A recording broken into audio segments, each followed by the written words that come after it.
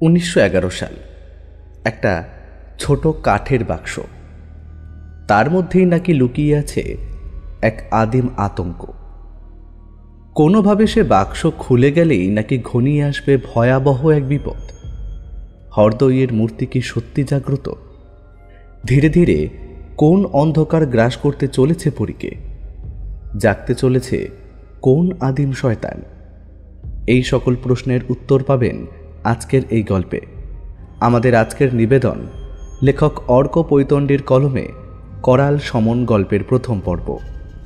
গল্পের সূত্রধার ও বিশেষ একটি চরিত্রে শুভ, গল্প পাঠে পিনাকি, অন্যান্য চরিত্রে পার্থ, রূপঙ্কর, রাজ, আরএনএম অভিষেক, অভিষেক, সাগ্নিক, অভিযান, রৌনক ও কৌশিক। শুরু হতে চলেছে আজকের গল্প করাল সমন গল্পের প্রথম পর্ব।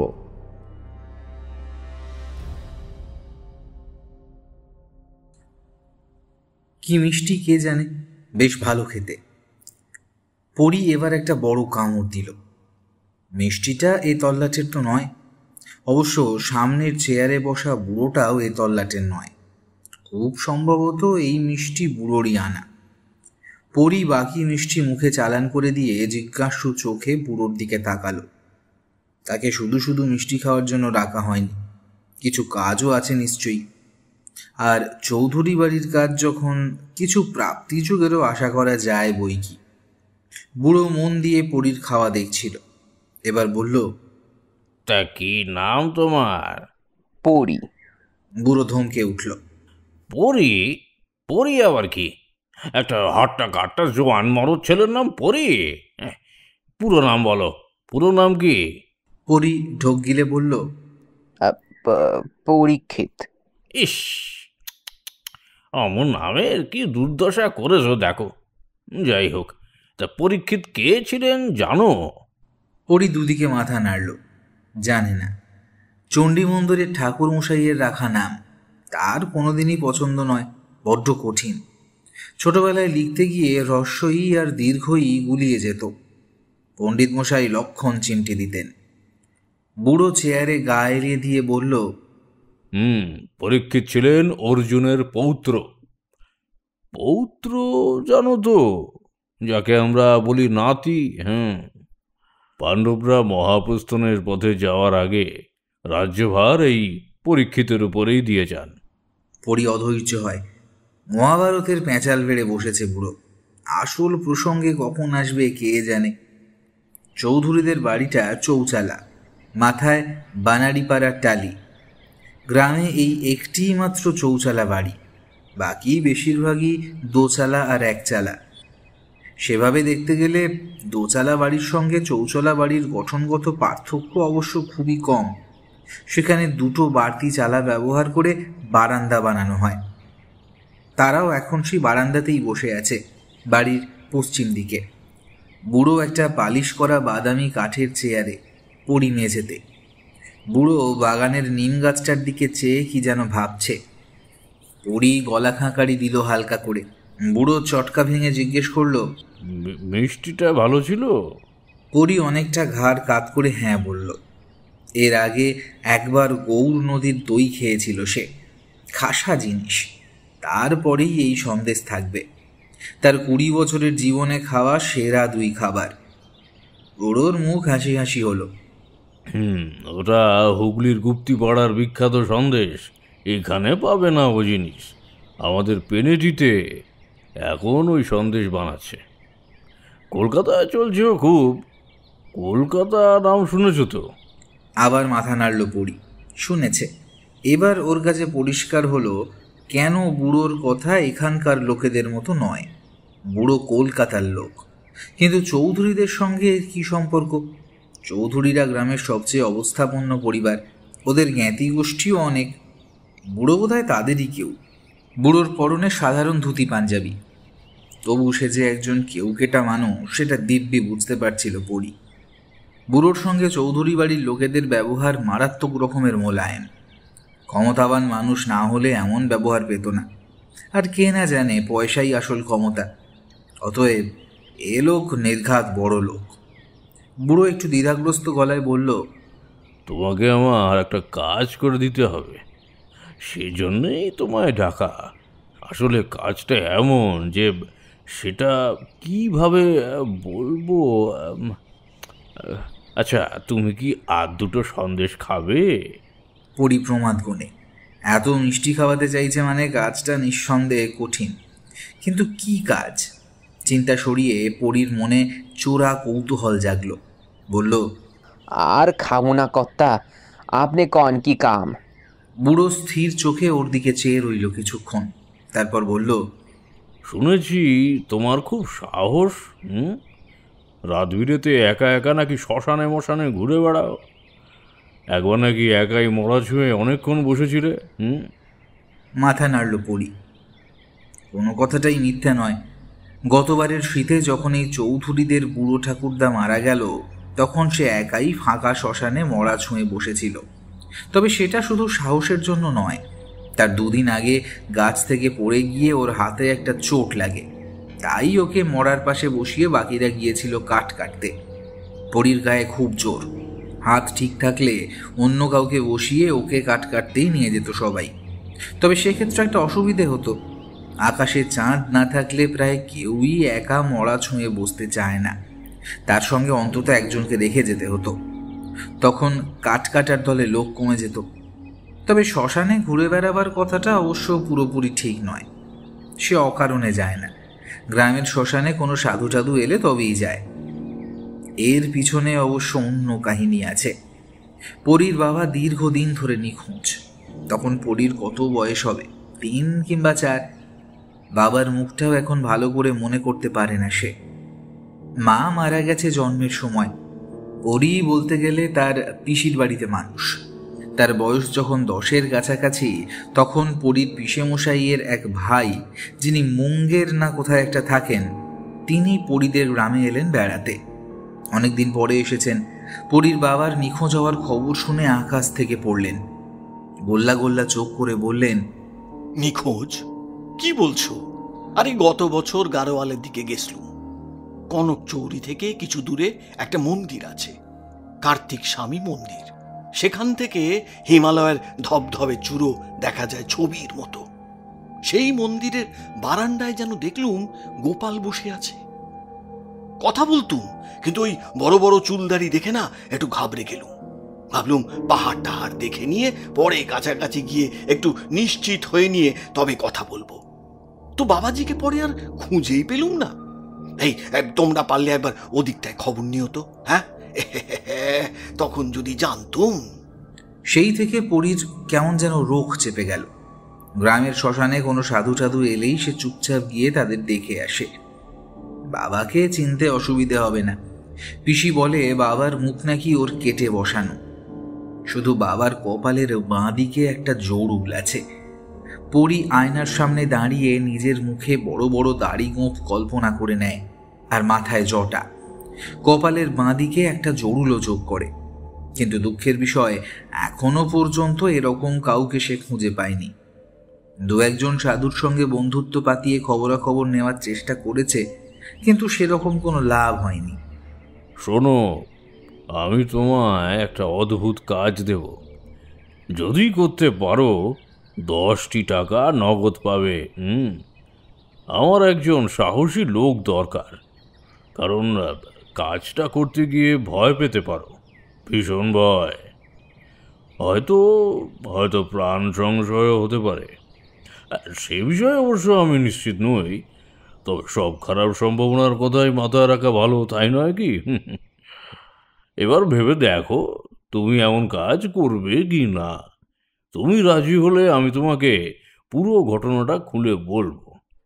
চৌধুরী বাড়ির এই পশ্চিম দিকটা একটু নির্জন মতো। গাছের একটা পাখিও ডাকছে না, যেন তারাও কোনো ভয়ের কথা শুনবে বলে দম বন্ধ করে অপেক্ষায় আছে। ইচ্ছে করেই কি এই নির্জন জায়গা বেঁচেছে বুড়ো, নাকি সবাইকে এদিকে আসতে বারণ করে দেওয়া হয়েছে? বিষয়টিকে যে গোপন রাখতে চাওয়া হচ্ছে সেটা পরী বিলক্ষণ বুঝেছে। কিন্তু বিষয়টা কি? এই চণ্ডীপুর গ্রামে এমন কি ব্যাপার ঘটতে পারে যাতে মৃত্যুরও সম্ভাবনা আছে? হঠাৎ পিসির কথা মনে পড়ল পরীর। মৃত্যুর সম্ভাবনা আছে এমন কোনো কাজ কি পিসি তাকে করতে দেবে? কখনো না। জানতে পারলে বাড়ি মাথায় তুলবে। পড়ি একটু চিন্তায় পড়ল। তার পিসে মশাই সেরকম কোনো কাজও করে না, চাষবাসেও বড় অনীহা। বাড়িতে বেশ কিছু সুপুরি গাছ আছে। প্রতি বছর হেমন্তের শুরুতে সুপুরি সংগ্রহ করা হয়, তারপর সারা শীতকাল জুড়ে বিক্রি বাটা চলে। নলছিটির মগপাড়ায় প্রতি বছর শীতকালে মগ ব্যাপারীদের নৌকো ভেড়ে সুপুরির বড় বাজার বসে। বছরের ওই সময়টুকু হাতে কিছু টাকা আসে, তারপর বাকি বছর সেই নুন আনতে পান্তার টানাটানি। এদিকে বাজারে আনাজপাতির দাম আগুন। বালাম চাল 6 টাকা মন, সর্ষে মন 18 টাকায় গিয়ে ঠেকেছে। মুরগির ডিম 1.5 আনায় মাত্র 4টে। গরুর দুধ টাকায় 11 সের, সেখানে 10 টাকা অনেক টাকা। একটা দীর্ঘশ্বাস ফেলে বারান্দার মেঝেতে গুছিয়ে বসলো পড়ি। আপনি কন কর্তা, আমি করুম, চিন্তা নেই। আচ্ছা, তুই কাফরিদের কথা শুনেছিস কখনো? বুড়ো একটু গলা নামিয়ে বলতে শুরু করলো। বুড়ো তুমি থেকে তুইতে নেমে এসেছে, তার মানে পরি কিছুটা কাছের লোক হতে পেরেছে। তবে কাফরি টাফরিদের কথা সে শোনেনি। তাকে চুপ করে থাকতে দেখে বুড়ো বলল, শুনিসনি? আচ্ছা বেশ। কাফরিরা হলো অনেক দূরের এক দেশ, আফ্রিকার লোক। ওদের রং কালো, শক্তপোক্ত শরীর, মাথায় কোঁকড়ানো চুল, মোটা ঠোঁট।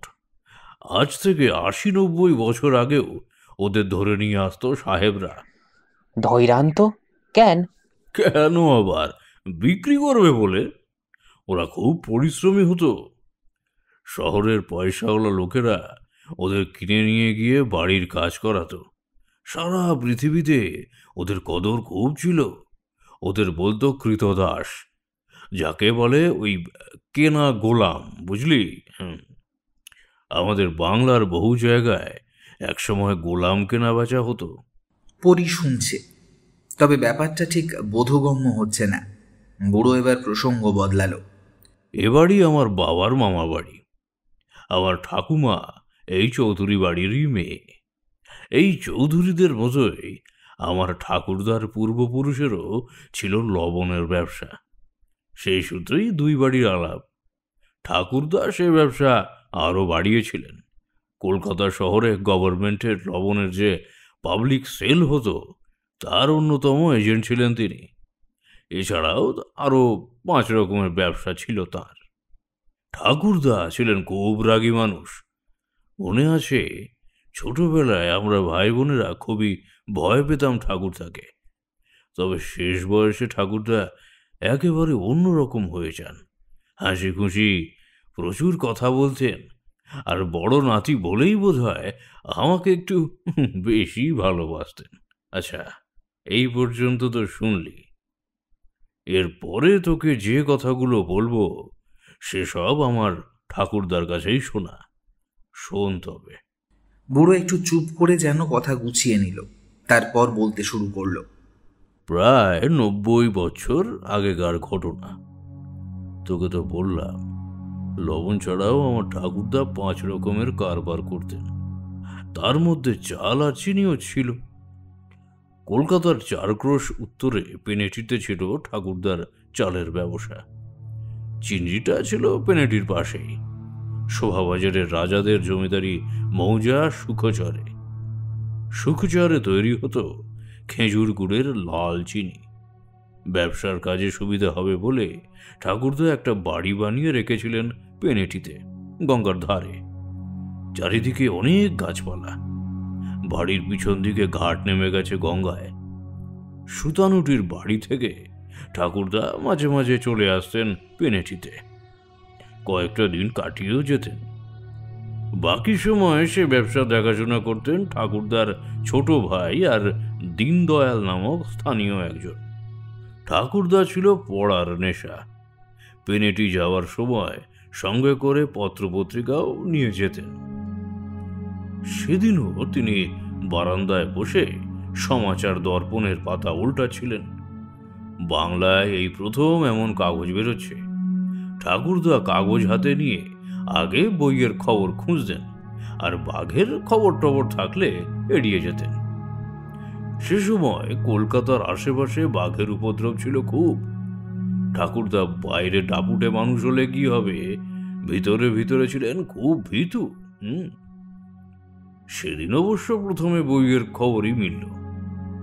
রামমোহন রায় অথর্ববেদের মণ্ডুকোপনিষদ বাংলায় তর্জমা করে ছাপিয়েছেন, আর তারপরেই দেখবো না দেখবো করেও বাঘের খবরে চোখ পড়ে গেল তার। একটা বাঘকে কলকাতার দমদমার নিকটস্থ গৌরীপুর গ্রামে গুলি করে মারা হয়েছে।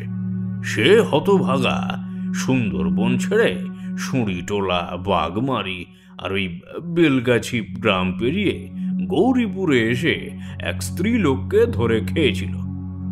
তারপর কোনো বাড়িতে ঢুকে আটকা পড়ে যায়।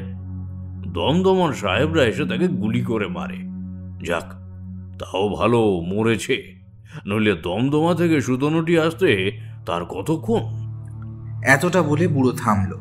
তারপর পরীর দিকে একবার চোখ বুলিয়ে নিয়ে বলল, একটা ব্যাপার খেয়াল করেছিস? আমার ঠাকুরদার কি দারুণ স্মৃতিশক্তি। সেদিন কাগজে কোন কোন খবর বেরিয়েছিল তা পর্যন্ত স্পষ্ট মনে রেখেছিলেন।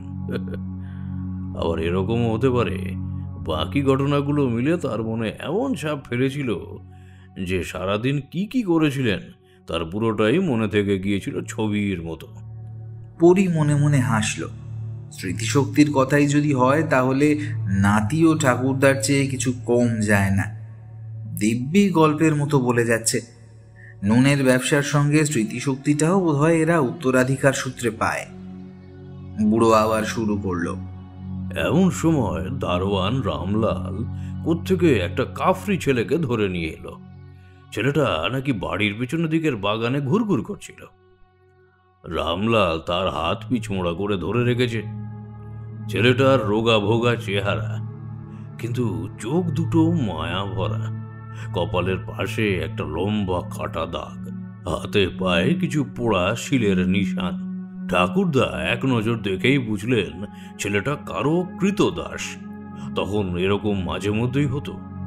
মালিকের অত্যাচার সহ্য করতে না পেরে অনেক গোলামি কিছু টাকা পয়সা আর খাবার চুরি করে পালিয়ে যেত।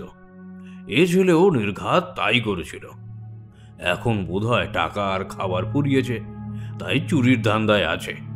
ঠাকুরদা ছেলেটাকে আটকে রাখার নির্দেশ দিলেন, আর দীনদয়াল বাবুকে ডেকে বললেন লোক লাগিয়ে ছেলেটার ব্যাপারে আশেপাশে একটু খোঁজ খবর নিয়ে দেখতে। সব ঝামেলা মিটলে তিনি আবার কাগজে মন দিলেন।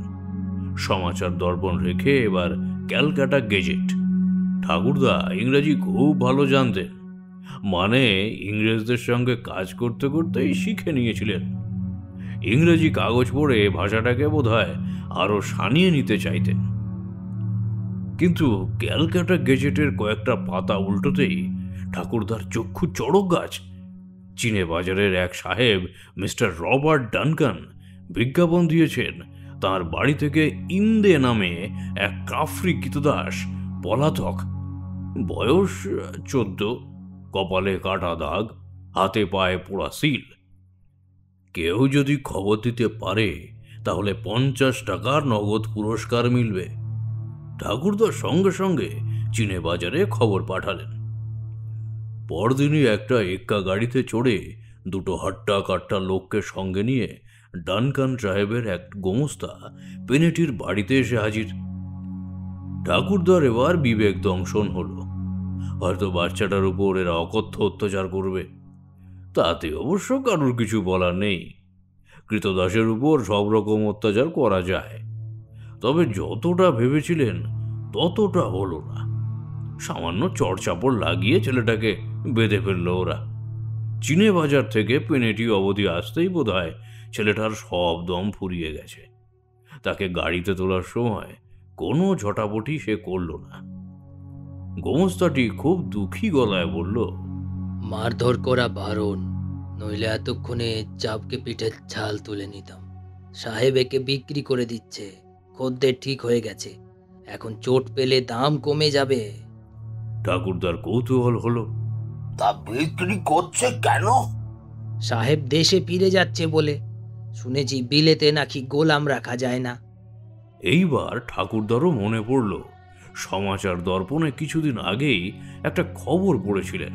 যুদ্ধ জাহাজ নটিলাস গোলাম নিয়ে যাওয়ার অভিযোগে কোনো এক বাণিজ্য তরীকে আটক করেছিল।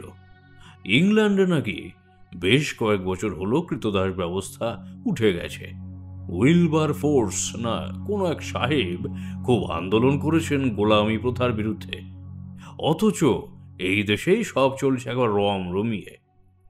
যাওয়ার আগে গোমস্তারি ঠাকুরদার কাছে এসে নিচু গলায় জিজ্ঞাসা করল, আচ্ছা, ওর সঙ্গে কি কোনো বাক্স ছিল? বাক্স? কই, না তো। কিসের বাক্স? ওই বাক্স নিয়েই তো যত গন্ডগোল। গোমস্তাটি এবার ফিসফিসে গলায় বলল, ইন্দে এমনিতে ভালো ছেলে, আজ অবধি কখনো পালাবার চেষ্টা করেনি। দুদিন আগে সাহেবের এক বন্ধু আফ্রিকা থেকে ফিরেছে। সঙ্গে করে সাহেবের জন্য অনেক উপহার নিয়ে এসেছে, হাতির দাঁত, সিংহের চামড়া, এইসব আর কি।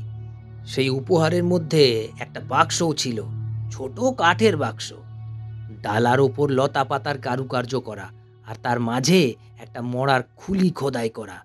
বাক্সটা খুললে ভেতরে শুধু একটা মাটির কলসি। বাকি সব উপহারের মাঝে এটা একেবারেই বেমানান। বোধহয় ভুল করে কোনোভাবে চলে এসেছে। কিন্তু বাক্সটা চোখে পড়ার থেকে এই ইন্দের মাথা খারাপ, সারাক্ষণ ভয়ে ভয়ে আছে। আমাকে কয়েকবার বলেওছে বাক্সটা ফেরত দিয়ে দিতে। এদিকে সাহেব গেছে সাঁওতাল পরগনায় শিকারে। আমি কি আর সাহেবের উপহার ফেরত দিতে পারি? সাহেব ফিরে এসে আমাকে আর আস্ত রাখবে? কিন্তু সে কথা ছেলের মাথায় ঢুকলো না। বারবার খালি এক কথা, কলসি ভেঙে গেলে খুব বড় বিপদ হয়ে যাবে, ওটা ফেরত দিয়ে দাও। ঠাকুরদা অবাক হয়ে বললেন, তারপর? যখন ও বুঝলো যে বাক্সটা ফেরত দেওয়া সম্ভব নয়, তখন বলল এটা বোকোর কাছে পাঠিয়ে দাও। বোকো আবার কে? বোকো ছিল সাহেবের আরেক গোলাম, বেশ বুড়ো, খুব একটা কাজেরও নয়। সাহেব ওকে কেন কিনেছিলেন ভগবান জানে। এই বোকো কাফরি, ইন্দের জাতের। সে হচ্ছে ওই যাকে বলে পুরুত গোছের, কিন্তু তাকেও তো সাহেব দুদিন আগে বিক্রি করে দিয়েছেন চন্দননগরের দিকে কোথাও।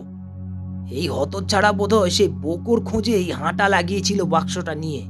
কিন্তু ওর কাছে তো কোনো বাক্স ছিল না, অন্তত আমার লোকেরা তো পায়নি। তাহলে হয়তো রাস্তায় কোথাও ফেলে দিয়েছে। সেটা ওকে জিজ্ঞাসা করলেই তো জানা যাবে। গোমস্তাটি এবার সাবধানী গলায় বলল, মিথ্যে বলবো না, বাক্সটা বাড়িতে আসার পর থেকে আমারও কেমন গা ছমছম করতো। এ ঘর থেকে ও ঘর যাওয়ার সময় মনে হতো কেউ যেন আমার পিছু পিছু চলছে। শুধু আমার নয়, বাড়ির অনেকেরই এমনটা মনে হয়েছে। তাই বাক্সটা যদি হারিয়ে গিয়ে থাকে তো ভালোই হয়েছে, ও নিয়ে আমার আর মাথা ব্যথা নেই। সাহেবের কাছে বাক্সর কথা না তুললেই হলো। সামান্য একটা কাঠের বাক্স আর একটা মাটির ছোট কলসি, খুব দামি জিনিস তো নয়। সাহেব অত খোঁজ খবর নেবেন বলে মনেও হয় না আমার। একা গাড়ি পেনেটি থেকে ছুটল কলকাতার দিকে। ঠাকুরদাও অন্য কাজে ব্যস্ত হয়ে গেলেন। কিন্তু সেদিন সন্ধ্যের মুখে এক অদ্ভুত ঘটনা ঘটল। সূর্যাস্তের সময় ঠাকুরদা রোজই বাড়ির পিছনের ঘাটে দাঁড়িয়ে গঙ্গার বুকে সূর্যাস্ত দেখতেন। কিন্তু সেদিন ঘাটে দাঁড়িয়ে আচমকা একটা চাপা অস্বস্তি শুরু হলো তার। যেন কোনো গাছের আড়ালে দাঁড়িয়ে কেউ তার উপর নজর রাখছে। পিছন ফিরতেই তার মনে হলো এক দীর্ঘকায় কাফরি যেন চট করে সেঁধিয়ে গেল কাঁঠাল গাছের গুঁড়ির আড়ালে। আগেই বলেছিলাম ঠাকুরদা ছিলেন একটু ভীতু প্রকৃতির। তিনি তুমুল হাঁকডাক জুড়ে দিলেন। দারোয়ান, কাজের লোকেরা যে যেখানে ছিল সবাই ছুটে এলো। কিন্তু তাদের দিয়ে তন্ন তন্ন করে খুঁজিয়েও কোনো কাফরি লোকের টিকিটিরও দেখা মিলল না। কাঁঠাল গাছের নিচে পাওয়া গেল শুধু একটা কাঠের বাক্স, তার ডালা লতাপাতার কাজ, মাঝে একটা মড়ার খুলি। এই অবধি বলে বুড়ো চুপ মেরে গেল। পরি অধৈর্য গলায় বলল, তাইরপর কি হইল? সেটা ঠাকুরদা কখনো বলেননি। ঠাকুর তার মাথা এলোমেলো হয়ে গিয়েছিল শেষ বয়সে। কোনো একটা প্রসঙ্গ কিছুটা বলে আবার অন্য প্রসঙ্গে চলে যেতেন। প্রথম প্রসঙ্গের কথা আর হয়তো কখনো কিছু বললেনই না। জিজ্ঞাসা করলে ঘোলাটে চোখে শুধু তাকিয়ে থাকতেন।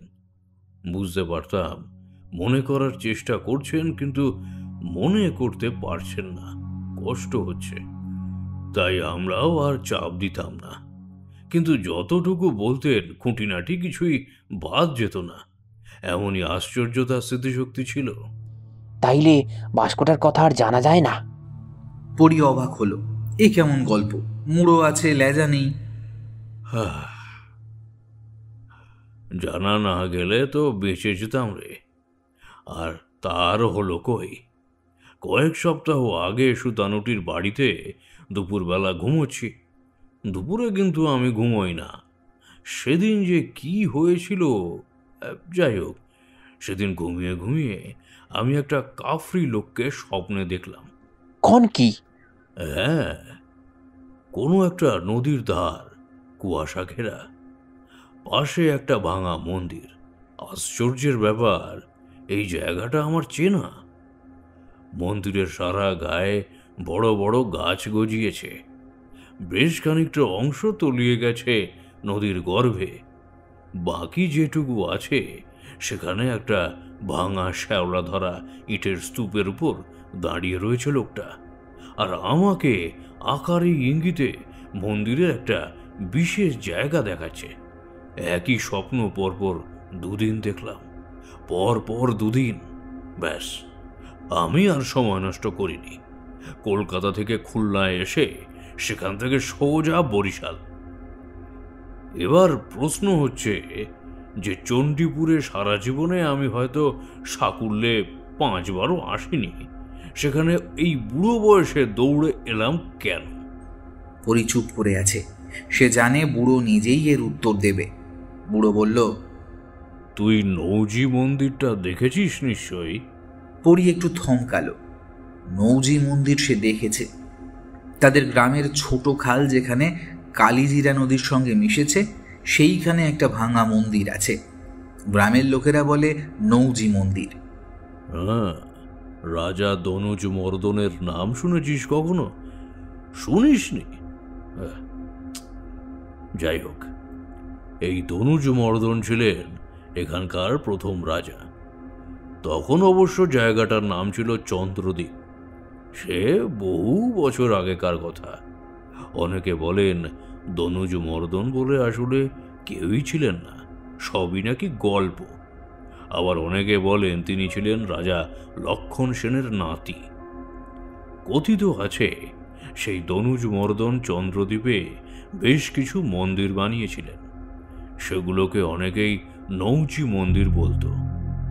আমার ধারণা কালিজিরার পাশে যে ভাঙা মন্দিরটা আছে সেটা ওই দনুজ মর্দনেরই আমলে তৈরি, তাই ওই নাম। বুড়ো এবার আসলো আসল প্রসঙ্গে। তো যেটা বলছিলাম, গ্রামে ঢোকার সময় নৌকো ঘুরিয়ে আমি সেই মন্দিরের পাশে দিয়েই এলাম। শেষবার যেমন দেখেছিলাম তার চেয়ে কিছুটা ভেঙে চুরে গেছে, তবে আমার অনুমানে কোনো ভুল নেই। এ হুবহু সেই মন্দির যেটা আমি স্বপ্নে দেখেছি। গ্রামের চণ্ডী মন্দিরের পুরনো এক পুরোহিত মশাইয়ের সঙ্গে শুনেছিলাম আমার ঠাকুরদার বেশ হৃদ্যতা ছিল। আমার ধারণা ঠাকুরদা সেই পুরোহিতের হাতেই বাক্সটা তুলে দেন, আর পুরোহিত সেটা ভাঙা নৌজি মন্দিরের কোথাও লুকিয়ে রেখেছিলেন। হয়তো এখন মন্দিরের বেশ কিছুটা অংশ কালিজিরার মধ্যে ভেঙে পড়ায় এই বাক্স বেরিয়ে পড়েছে। আর তাই পরি এতক্ষণ চুপচাপ সব শুনছিল। এবার বলল, এখন কোন কর্তা, আমারে কি করতে হইব? হ্যাঁ, তোকে কি করতে হবে না?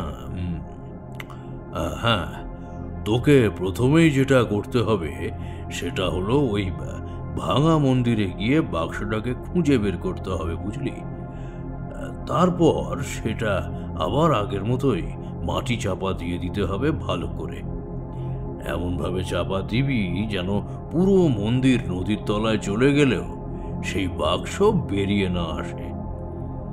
আমি হয়তো আর বেশি দিন নেই, কিন্তু আমি চাই না আমার অবর্তমানে আমার বাড়ির লোকও এই অভিশাপ বয়ে বেড়াক। বল বল, তুই তুই পারবি তো? বল। কথা শেষ করে বুড়ো একদৃষ্টিতে চেয়ে রইলেন পরীর দিকে। মন্দিরের বাঁ পাশটা প্রায় পুরোই নদীর মধ্যে তলিয়ে গেছে।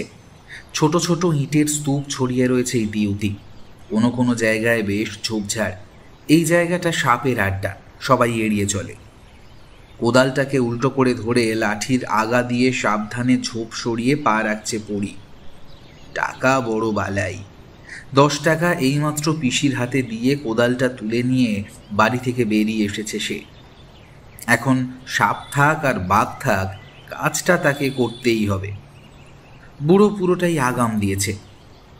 10টা মুদ্রা, ইংল্যান্ডেশ্বরের মুখ খোদাই করা। পরী ঘুরিয়ে ফিরিয়ে টাকাগুলো দেখছিল। ওর তখনও বিশ্বাস হচ্ছিল না যে এতগুলো টাকা সে রোজগার করে ফেলেছে। তার কাণ্ড দেখে বুড়ো হেসে বলল, ইংল্যান্ডের রাজাকে তোর খুব পছন্দ মনে হচ্ছে। এ রাজার নাম জানিস? পরী বোকার মতো মাথা নাড়ল। জানে না। টাকার গায়ে লেখা আছে বটে, কিন্তু সে ইংরাজি পড়তে পারে না। ইনি 7ম এডওয়ার্ড, গত বছর মারা গেছেন। এখন এর ছেলে 5ম জর্জ আমাদের রাজা।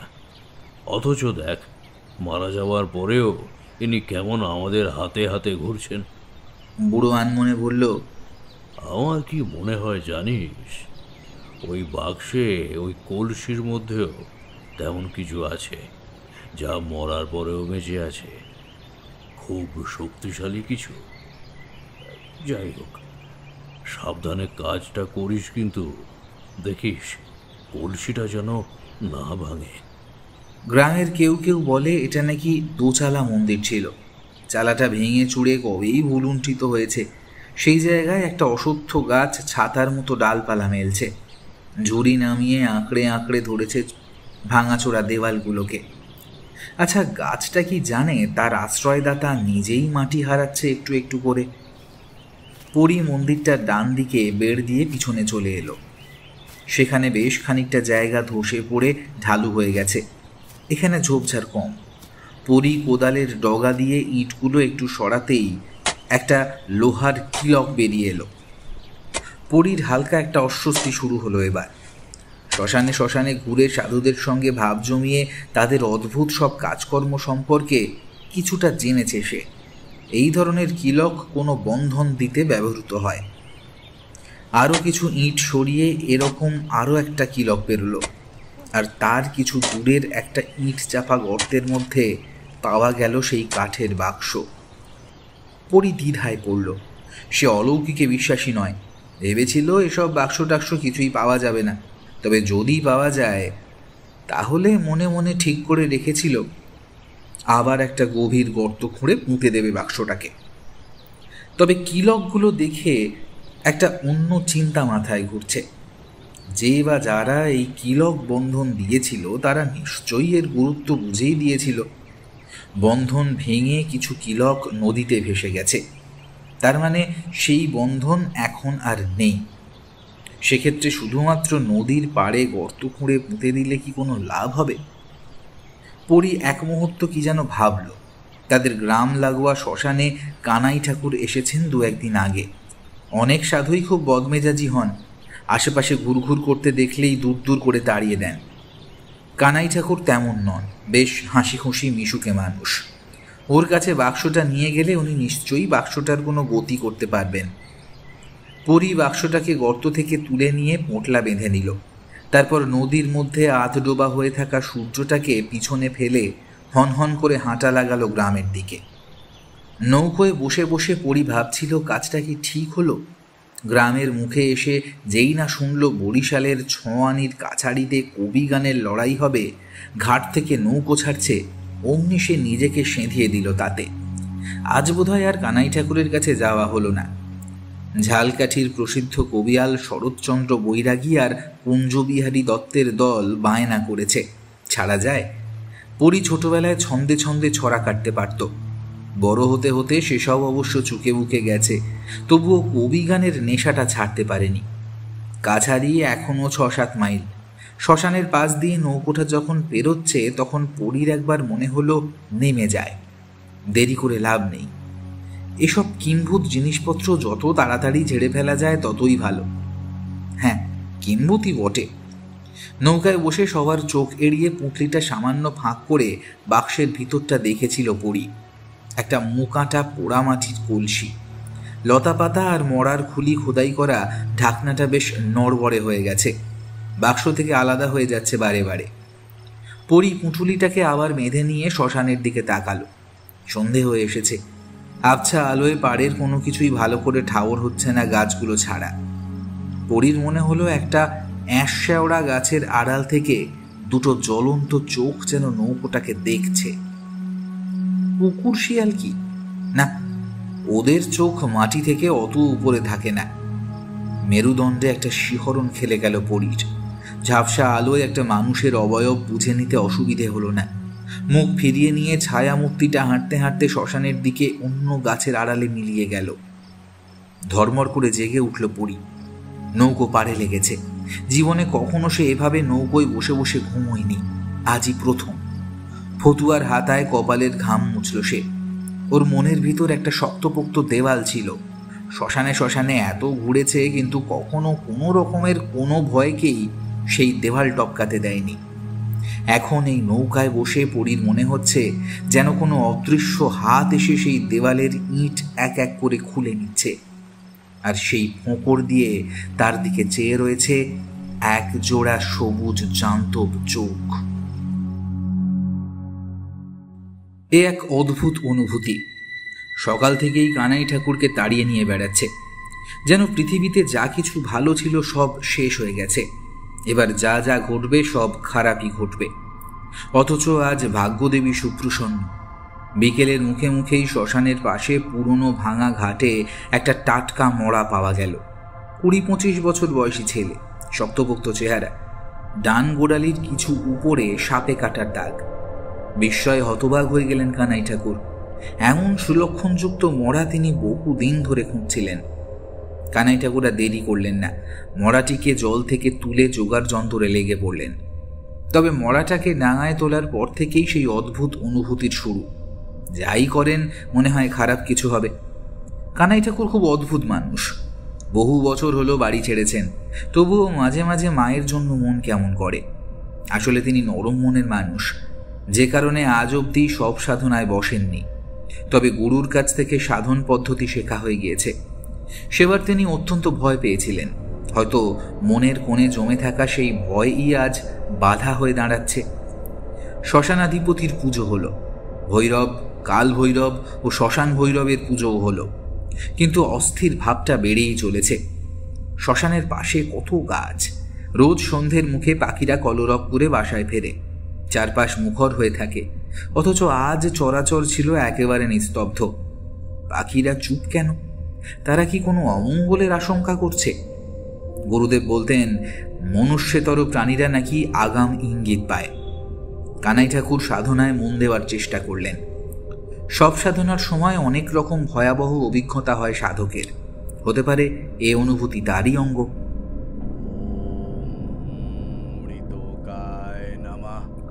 সুগন্ধি জলে শবদেহকে চান করাতে গিয়ে কানাই ঠাকুরের গলা কেঁপে গেল। তার কপালে বিন্দু বিন্দু ঘাম জমেছে। এই মুহূর্তে এই শবদেহ ফেলে শ্মশান ছেড়ে এক দৌড়ে গিয়ে আশ্রয় নিতে ইচ্ছে করছে পাশের গ্রামে। শ্মশানে অগুন্তি রাত কাটানো কানাই ঠাকুরের এই প্রথম শ্মশানে থাকতে ভয় লাগছে। শবদেহের গা মুছিয়ে কাঁপা কাঁপা হাতে ধূপ জ্বালতেই তার মনে হলো যেন শবদেহ হালকা নড়ে উঠল। মনের ভুল। কানাই ঠাকুর শবদেহে চন্দন লেপতে শুরু করলেন। এবার আর মনের ভুল নয়, চন্দন মাখা হাতের নিচে সত্যিই একটা তৃপ্তিরে কাঁপন অনুভব করলেন তিনি। তার বিস্ফারিত চোখের সামনেই ধীরে ধীরে শবদেহটি রক্তবর্ণ ধারণ করল। কানাই ঠাকুর একটা অস্ফুট শব্দ করে কিছুটা পিছিয়ে গেলেন। শবদেহ মুখ ফিরিয়েছে, ধীরে ধীরে উঠে বসার চেষ্টা করছে। আচমকা তার মনে পড়ল গুরুদেব কখনো বলেছিলেন, সাধনায় কিছু ভুল হলে চন্দন লেপনের সময় শবদেহ রক্তবর্ণ ধারণ করে। এবং সাধককে জীবন্ত ভক্ষণ করে। আতঙ্কে জমে পাথর হয়ে গেলেন কানাই ঠাকুর। মৃত্যু ভয় মানুষকে অবসন্ন করে তোলে। যত তাড়াতাড়ি নিজের শরীরটাকে গুটিয়ে নিয়ে পালাবার দরকার ছিল, তত দ্রুত তিনি পালাতে পারলেন না। শবদেহটি একটি জান্তব গর্জন করে তার উপর ঝাঁপিয়ে পড়ল। তিনি দুহাত তুলে বাধা দিতে গেলেন। শবদেহ তার একটি হাত কামড়ে ধরল। আশেপাশের সব গাছের পাখি যেন এতক্ষণে জেগে উঠল। তাদের দিশেহারা ওড়াউড়ি আর ভয় পাওয়া বিকৃত চিৎকারে কানাই ঠাকুরের মৃত্যু আর্তনাদ কোথায় যেন চাপা পড়ে গেল। 6 আনির কাছারি প্রাঙ্গণে বসে সমানে উসখুস করছিল পরী। পাশে বসা শ্যামাচরণকে একসময় বলেই বসল, আমারে যাইতে হইব। শ্যামাচরণ বিরক্ত হয়ে বলল, ধুরা, ঘর যাওয়ানের লোক তো তারা কিসের রে তোর? ভয় চুপ কইরা, এখন ইচ্ছা নাই তো আইলি কেন? রাত 10টার ঘণ্টা পড়ার সঙ্গে সঙ্গে শরৎ বৈরাগীর দল আসরে এলো। 4টি মেয়ে ও 2টি পুরুষ ধর্তা সামনে, পিছনে 4 জন পুরুষ গায়ক। দলে হারমোনিয়াম, বেহালা, সানাই, ঢোল, কাঁসি সবই আছে। মেয়েদের গায়ে জরির পোশাক, মাথায় টুপি। পুরুষদের গায়ে উকিলের মতো কালো পোশাক। প্রত্যেক পোশাকের ওপর লেখা আদর্শ কবি। প্রথমে সুমধুর সুরে কনসার্ট বাজল। তারপর মেয়েরা মিলিত কণ্ঠে গান ধরল, আসর বন্দনা। পরী মন দিতে পারছে না। 2-1 কথা কানে আসছে। মায়ার পুত্তলিকা দেখে প্রহেলিকা পথ ভুলে গেলি শেষে। পরী উঠে পড়ল। ঘাটে গেলে এখনো হয়তো নৌকো পাওয়া যাবে। ভুল হয়েছে, কানাই ঠাকুরের কাছেই যেতে হতো আগে। ঘাটে এসে সত্যি সত্যি একটা ফিরতি ডোঙা পেয়ে গেল পরী। কীর্তনখোলা নদীর মিশমিশে জল কেটে এগোতে লাগলো নৌকো। পরী বাক্সটা চেপে ধরে চুপ করে বসে রইল। ডোঙার মালিক করিম মিয়া পরীর পাশের গ্রামের লোক, আনাজ সরবরাহের কাজ করে। করিম মিয়া মানুষ ভালো। নৌকো ফাঁকা থাকলে মাঝে মাঝেই পরীকে তুলে নেয়। তারপর দুজনে মিলে বকবক করতে করতে ফেরে। করিম মিয়ার ধাঁধার শখ, বিভিন্ন রকমের ধাঁধা আছে ওর ভাঁড়ারে। আজ পরীকে চুপ করে বসে থাকতে দেখে জিজ্ঞাসা করল, কি হয়েছে চাচা, অমন মুখ লটকাইয়া বইসা আছো কেন? পরী একটু হাসার চেষ্টা করল। করিম মিয়া বলল, আল্লাহর কি কুদরত, লাডি ভরা শরবত, ক দেহি তো কি হইব? পরী শুকনো গলায় বলল, আখ। এইটা সহজ ছিল, পরেরটা পারবা না। বলো দেহি, একটুখানি মামা আর তার গা ভর্তি জামা। পেঁয়াজ। এক বুড়ির 3 মাথা, নিত্য খায় লতা পাতা। চুলা। অন্যদিন পরীও ঘুরিয়ে 2-1 ধাঁধা জিজ্ঞেস করে, কিন্তু আজ আর কথা বলতে একেবারেই ইচ্ছে করছে না। তাই করিম মিয়াও একটু পরে হাল ছেড়ে দিয়ে চুপ করে গেল। ডোঙা এগোতে থাকলো ধীরে ধীরে। পরীর চটক ভাঙল শ্মশানের কাছাকাছি এসে। পাখিরা ত্রস্ত হয়ে আছে কোনো কারণে। অন্ধকারে ভালো করে দেখা না গেলেও বেশ বোঝা যাচ্ছে যে তারা এ গাছ ও গাছ করছে। ডানা ঝাপটানোর শব্দ পাওয়া যাচ্ছে থেকে থেকেই। করিম মিয়া ভুরু কুঁচকে বলল, পাখিগুলার কি হইল আবার? পরী বাক্স সামলে নৌকো থেকে নামতে নামতে বলল, ও কিছু না, বাসায় সাপ আইছে বোধ হয়। করিম মিয়া বিরক্ত হয়ে বলল, তা তোমারে রাত বেরাতে এখানে কি কাম? কানাইয়া ঠাকুরের লগে কাম আছে, আমার জন্য খাড়াইও না চাচা, আমি হাইটটা ফিরুম। করিম মিয়া ডোঙা ঠেলে দিল নদীতে। কানাই ঠাকুর কোথায় বসে পরী জানে। অন্যদিন তার আগুনের আভা দেখা যায়, আজ ঘুটঘুটে অন্ধকার। পরীর কেমন যেন অস্বস্তি হলো। সে কি ফিরে যাবে? কাল সকালে এসে বাক্সটা দিলেও তো হয়। শ্মশানের পশ্চিম দিকে গিয়ে পরী আস্তে করে ডাকল, ঠাউর মশাই। নিস্তব্ধ শ্মশানে কেমন ঝংকারের মতো শোনালো সেই শব্দ, কিন্তু কোনো উত্তর এলো না। একটা হালকা মটমট শব্দ হচ্ছে কাছেই, হাড় চিবোনোর শব্দ। কুকুরশিয়াল হবে হয়তো। হঠাৎ চটচটে কিসে যেন পা পড়ল।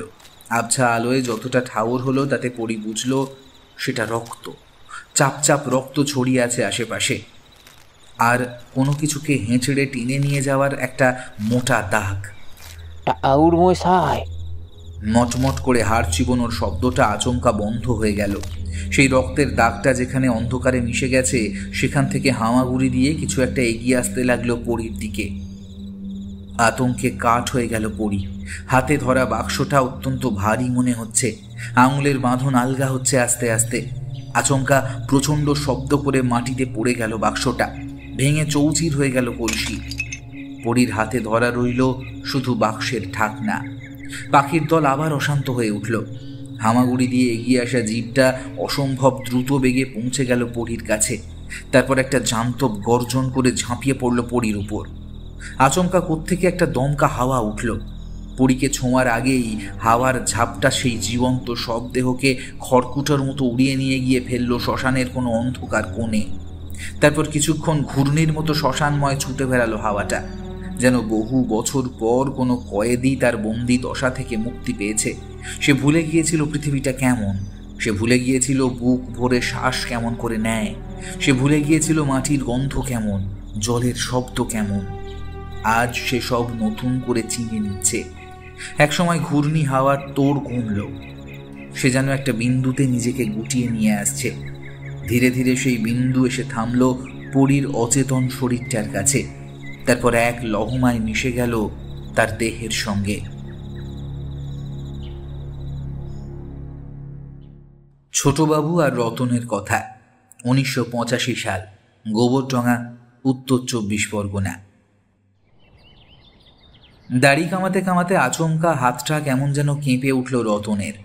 অমনি খুরটা কচ করে কেটে বসলো ছোটবাবুর গালে। আগে রতন সামনে একটা আয়না রাখত, পরে দেখেছে বেকার রাখা। ছোটবাবু চুল কাটা দাড়ি কামানোর সময় চোখ বন্ধ করে বসে থাকেন। আয়না রাখা বা না রাখা সমান, সেজন্য রতন এখন আর আয়না সাজায় না সামনে। কাজ শেষ হলে একেবারে দেখিয়ে নেয়। গাল কাটার ব্যাপারটা তাই ছোটবাবু দেখতে পেলেন না।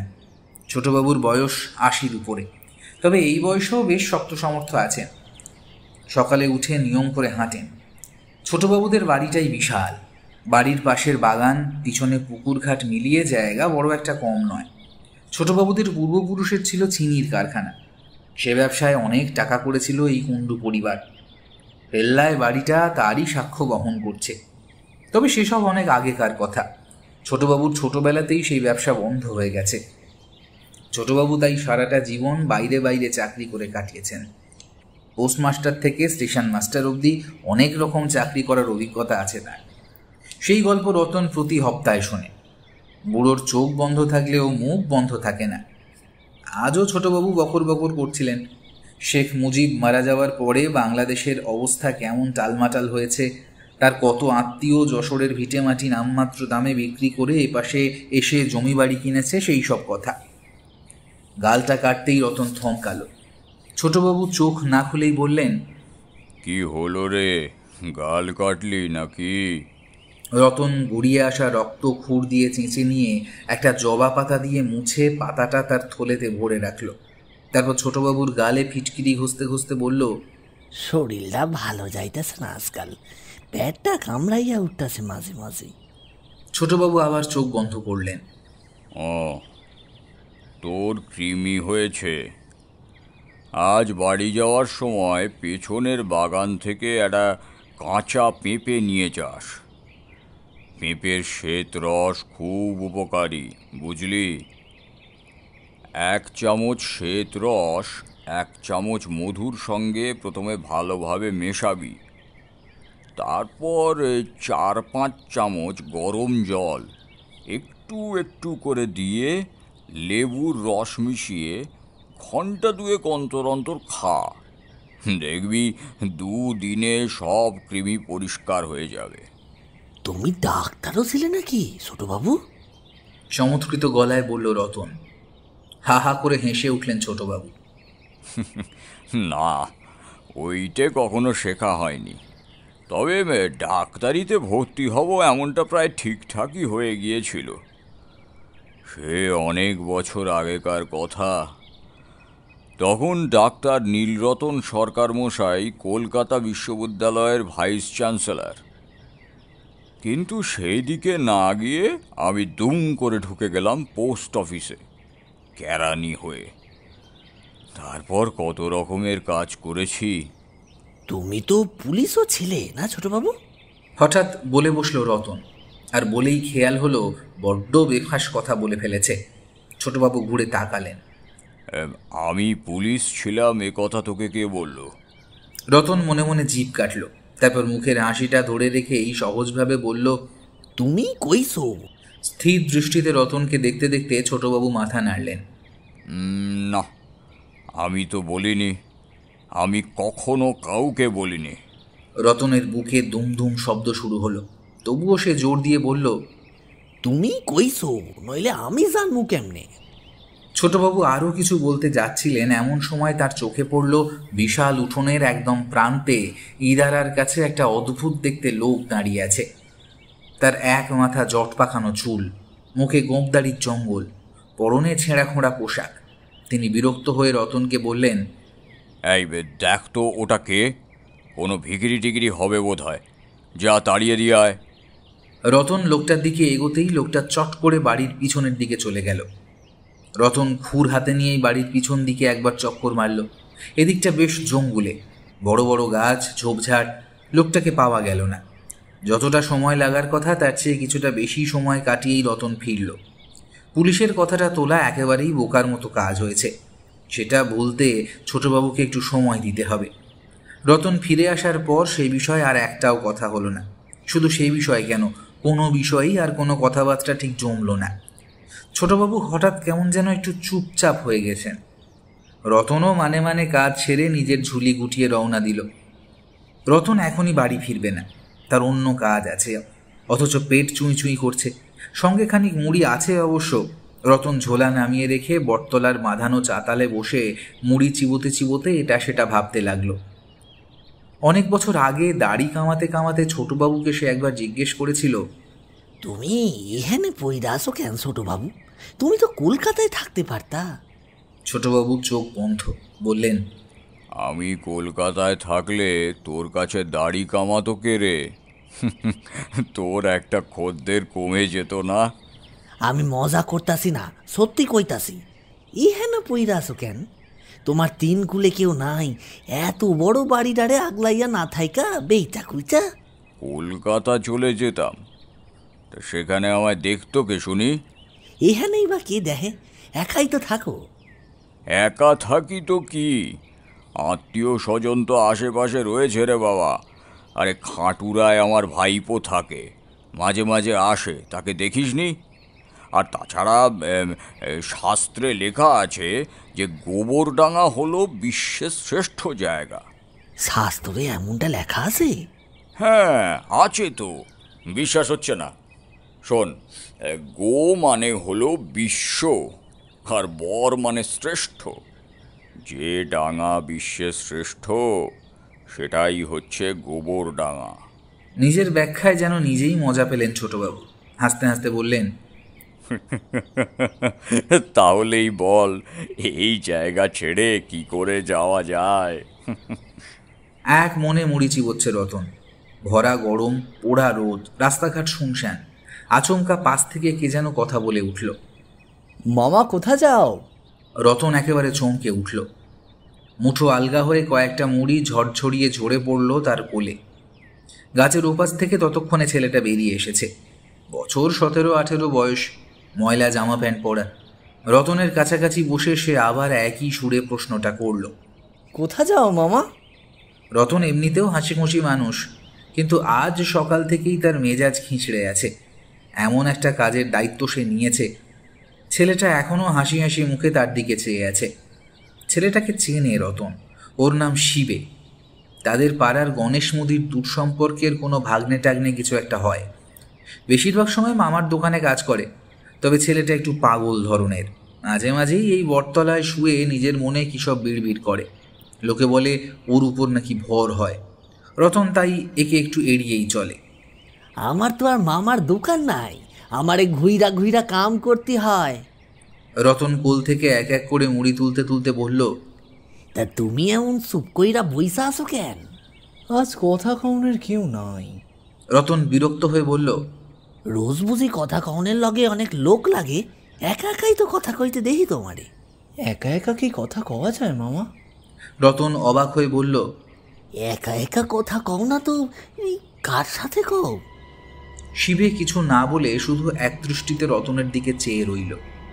গ্রীষ্মের দুপুরে জনহীন এই বটতলায় বসে শিবের সেই ঘোলাটে চোখের দিকে চেয়ে রতনের গা ছমছম করে উঠল। শিবে আপন মনে বলল, তারা সবাই চইলা গেছে, কেউ নাই। গাছপালা, শ্মশান মশান সব ফাঁকা। রতন ঢোক গিলে বলল, সইলা গেছে কেন? কোথায় গেছে? বড় মাছের চাষ হইতাছে, বড় মাছের চাষ। শিবে বটতলা ছেড়ে উঠে পড়ল। ছোট মাছেরে বড় মাছগুলো ডরায়, তাই এলাকায় আর একটাও ছোট মাছ নাই, সব ভাগছে। খুব সাবধান। শিবের শরীরটা হাঁটতে হাঁটতে মিলিয়ে গেল দুপুর রোদে। সেদিকে কিছুক্ষণ চেয়ে থেকে রতনও উঠে পড়ল। তারপর ধীরে ধীরে হাঁটতে শুরু করলো বাঁওড়ের দিকে। বাঁওড়ের দিকটায় খুব কমই এসেছে রতন। সে সাঁতার জানে না, তাই জলে তার বেশ ভয়। বাঁওড়ের চারপাশ জঙ্গলে ছাওয়া। গাছের সারি এগোতে এগোতে ঠিক যেন জলের পাশটাতে এসে থমকে দাঁড়িয়েছে। কোনো কোনো গাছ মাথা ঝুঁকিয়ে দিয়েছে জলের উপর, যেন গভীর মনোযোগ দিয়ে সেখানে কিছু খুঁজছে। রতন হাঁটতে হাঁটতেই থলে ফাঁক করে নিয়ে কি যেন দেখে নিল। তারপর আবার এগোতে লাগলো দক্ষিণ পশ্চিম দিক বরাবর। এদিকে জঙ্গল ঘন হয়েছে, বাইরের পোড়া গরমও এখানে নেই। অনেকটা হেঁটে এসেছে রতন। তার মনে হচ্ছে খানিক বসে বিশ্রাম নেয়, একটু জলও খাওয়া দরকার। রতন বাঁওড়ের দিকে এগিয়ে গেল। বাঁওড়ের জলে কোথাও কোথাও কচুরিপানা ঘন হয়েছে, তবে এপাশটা মোটামুটি সাফ। একটা ছোট নৌকো বাঁধা আছে। রতন থলিটা নামিয়ে রেখে জলের দিকে এগোচ্ছিল। হঠাৎ তার মনে হলো কিছু দূরে গাছপালার ফাঁকে কে যেন দাঁড়িয়ে আছে। রতন ফিরে তাকাতেই লোকটা চট করে ঝোপের আড়ালে সরে গেল। মাত্র এক ঝলক তাকে দেখতে পেল রতন। সকালে ছোটবাবুর বাড়ির উঠোনে ইরারার পাশে এই লোকটাই ছিল না? আশ্চর্য, লোকটা কি তার পিছু নিয়েছে? রতন লোকটার দিকে এগোবে কিনা বুঝে ওঠার আগেই রতনের বাঁ পাশের ঝোপ ঠেলে আরও একটা লোক বেরিয়ে এলো। লোকটার চেহারা ছোটোখাটো, খোঁচা খোঁচা দাড়ি গোঁফ, গায়ে কালো পোশাক, এমনকি ধুতির রঙও কালো। মাথায় একটা কালো কাপড় চওড়া করে বাঁধা। লোকটার নাম ভোলা, রতনের ছোটবেলার বন্ধু। ওরা একসঙ্গে স্কুলেও কিছুদিন পড়েছিল, তারপর দুজনেই পড়া ছেড়ে দেয়। ভোলা ঠিক কী কাজ করে সেটা রতনের কাছে পরিষ্কার নয়। লোকে বলে ভোলা তান্ত্রিক হয়েছে, বশীকরণ টশীকরণ করে।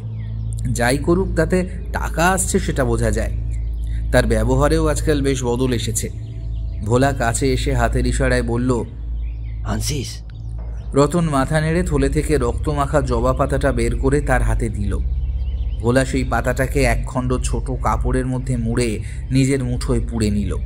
তারপর কোঁচড় থেকে 3টে অশোক স্তম্ভের ছবিওয়ালা 100 টাকার নোট বের করে রতনের হাতে গুঁজে দিয়ে বলল, যা, এবার ফিরে যা, কাউরে কিছু কবি না। এই লোকগুলা ভালো লোক না। এই কথাটা ভোলা আগের বারও বলেছিল। রতন তখন জানতে চেয়েছিল ছোটবাবুর রক্ত কী কাজে লাগবে। উত্তরে এরকমই 2টো নোট তার হাতে ধরিয়ে দিয়ে সে বলেছিল, এত প্রশ্ন করিস কেন? টাকা নে, কাজ কর। বেশি জানতি বুঝতি যাস না, বিপদ হবে।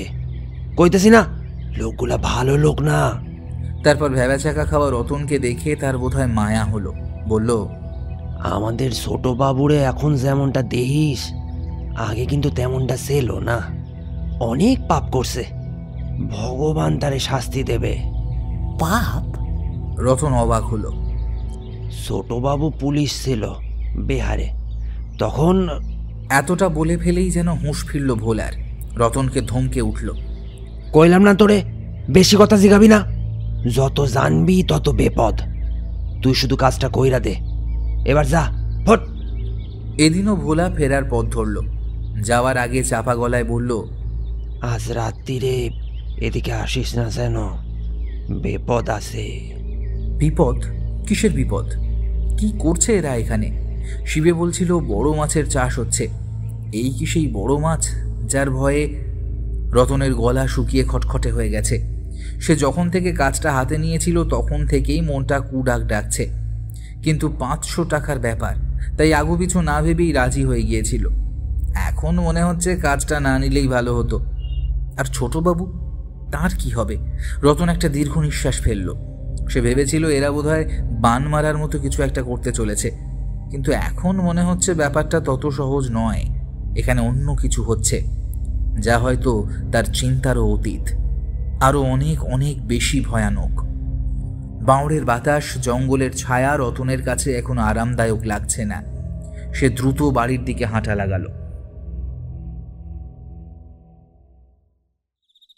মধ্যরাত্রি পেরিয়েছে, চারপাশে জমাট নিস্তব্ধতা। অন্যদিন শেয়াল, কুকুর বা রাতচরা পাখির ডাক শোনা যায়, আজ সেটুকুও নেই। বাঁওড়ের দক্ষিণ পশ্চিম কোণের জঙ্গলে একটা মাটির সরায় জ্বলতে থাকা এক ফালি আগুনকে ঘিরে বসে রয়েছে 3টে লোক। তাদের ঘিরে একটা বড় গণ্ডি কাটা। গণ্ডির ভিতরের জায়গাটুকুই সম্ভবত এই মুহূর্তে পৃথিবীর সবচেয়ে সুরক্ষিত জায়গা। তাদের গণ্ডি ছাড়িয়ে অনেকটা পিছনে একটা পাগলাটে মতো লোক হাতে একটা কাঠের পাটা আঁকড়ে ধরে বসে আছে। লোকটা অত্যন্ত নিঃশব্দে চলাফেরা করতে পারে। গণ্ডির ভিতরের মানুষ 3 জন ঘুণাক্ষরেও তার উপস্থিতি বুঝতে পারেনি। সে চুপচাপ বসে লোকগুলোর কাজকর্ম দেখছে। একটা মুরগি বলি দেওয়া হয়েছে, কালো মুরগি। তার রক্তমাখা বিভিন্ন ফল আগুনে দেওয়া হচ্ছে এক এক করে। তারপর মুরগিটাকেও একসময় আগুনে ফেলা হলো, প্রথমে মুন্ডু, তারপর ধর। পাগলাটে লোকটা এবার একটু নড়ে চড়ে বসল। আগুনের ধোঁয়া আস্তে আস্তে আকার নিচ্ছে যেন বেতাল, রাক্ষস বেতাল। গণ্ডির ভিতরের লোকগুলোর মধ্যেও যেন সামান্য ভয়ের ছোঁয়া লাগলো। সবার মধ্যে নয়, প্রধান পূজারী এখনও অবিচল। তার স্থির দৃষ্টি সামনে একটু একটু করে সেই ধোঁয়ার জমাট বেঁধে ভীষণ দর্শন শরীরের রূপ নিল। এবার প্রধান পূজারী সেই রক্তমাখা জবা পাতাটি ফেললেন আগুনে। মুহূর্তের মধ্যে দাউ দাউ করে জ্বলে উঠেই দপ করে নিভে গেল আগুনটা। জঙ্গলের গাছে কাঁপন ধরিয়ে সেই বিকট ছায়া শরীরও নিমেষে কোথায় যেন মিলিয়ে গেল। ছোটবাবুর ঘুম আসছে না। মাঝরাত্রির পর্যন্ত এপাশ ওপাশ করে তিনি হাল ছেড়ে দিয়ে বিছানায় উঠে বসলেন। সেই হতচ্ছাড়া নাপিত তার মনটাকে একেবারে তেঁতো করে দিয়ে গেছে আজ। খাটের পাশে টেবিলে এক গ্লাস জল ঢাকা দিয়ে রাখা থাকে। সাধারণত এক ঘুমে রাত কাবার করেন ছোটবাবু, সে জল তাই কোনোদিন ছুঁয়েও দেখেন না। আজ ঢকঢক করে গ্লাসটা ফাঁকা করে খোলা জানলার কাছে এসে দাঁড়ালেন তিনি। দোতলার জানলা থেকে অনেক দূর পর্যন্ত দেখা যায়। কোথাও কোনো আলো নেই, শব্দ নেই, সবাই ঘুমোচ্ছে। মনে হচ্ছে যেন সারা পৃথিবীতে একমাত্র তিনিই জেগে আছেন। ছোটবাবুর মনটা আবার খচখচ করতে শুরু করলো। রতন নাপিত দুম করে পুলিশের কথাটা তুলল কেন? কোত্থেকে জানলো? তিনি কি বলেছেন কখনো? বলে নিজেই ভুলে গেছেন? না না, এ অসম্ভব, এ অসম্ভব। দমচাপা গরম ঘরের ভিতরে ফ্যানটা নামকে বাজতে ঘুরছে, হাওয়া গায়ে লাগছে না। ছোটবাবু দরজা খুলে বারান্দায় বেরিয়ে এলেন। তিনি যে কখনো পুলিশের সাব ইন্সপেক্টর ছিলেন সেটা ভাগলপুর ছাড়ার পর থেকে প্রতিদিনই তিনি একটু একটু করে ভুলে যেতে চেষ্টা করেছেন, পেরেওছেন। তার সমস্ত অপরাধবোধকে ভোমরার মতো বাক্সবন্দি করে দিঘির জলে ডুবিয়ে রেখেছিলেন তিনি। অনেকদিন পর আজ সেই ভোমরা মুক্তি পেয়েছে। গুনগুন করে বলে যাচ্ছে, পাপ, পাপ, বড় পাপ। বারান্দায় পায়চারি করতে করতে ছোটবাবু থমকালেন। পাপ পুণ্যের চিন্তা তো তিনি কখনো করেননি, তাহলে আজ কেন? তার স্বল্প পুলিশ জীবনের বেশিরভাগ রাস্তাই তিনি অসৎ পথে হেঁটেছেন। ভাগলপুরে মূর্তি চোরাচালানকারীদের অত্যন্ত প্রিয় পাত্র ছিলেন তিনি। তিনি ছিলেন ঈশ্বর অবিশ্বাসী, পাপ পুণ্যের বিষয়ে সম্পূর্ণ উদাসীন। সারা ভারতের বিভিন্ন প্রান্ত থেকে চুরি করে আনা দেবদেবীর মূর্তি তাঁর হাত দিয়েই ভাগলপুর পেরিয়ে চালান হয়ে যেত পূর্ণিয়ায়, সেখান থেকে দিনাজপুর, তারপর কালিয়াগঞ্জ সীমান্ত হয়ে ধান বোঝাই লরির ভিতর দিয়ে পাচার হয়ে যেত বাংলাদেশ। সবই ঠিকঠাক চলছিল হরদইয়ের মূর্তিটা আসার আগে পর্যন্ত। ছোটবাবুর আবার গরম লাগতে শুরু করলো, সেই দমচাপা গুমোট গরম। বারান্দার এক প্রান্তে ছাদের সিঁড়ি।